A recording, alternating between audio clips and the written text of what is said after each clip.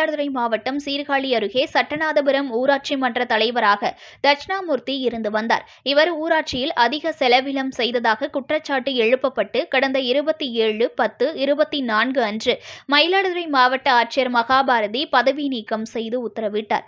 இதனைத் தொடர்ந்து ஊராட்சி தலைவர் பதவியிலிருந்து தட்சிணாமூர்த்தி பதவி நீக்கம் செய்யப்பட்ட நிலையில் பதவி நீக்கம் செய்யப்பட்டதை எதிர்த்து சென்னை உயர்நீதிமன்றத்தில் தட்சிணாமூர்த்தி வழக்கு தொடர்ந்தார். வழக்கு விசாரணையில் ஊராட்சி தலைவராக தட்சிணாமூர்த்தி நீடிக்கலாம் என சென்னை உயர்நீதிமன்றம் உத்தரவிட்டதை தொடர்ந்து மயிலாடுதுறை மாவட்ட ஆட்சியர் மகாபாரதி ஊராட்சி தலைவராக தட்சிணாமூர்த்தி மீண்டும் பணியில் தொடர அனுமதி வழங்கினார்.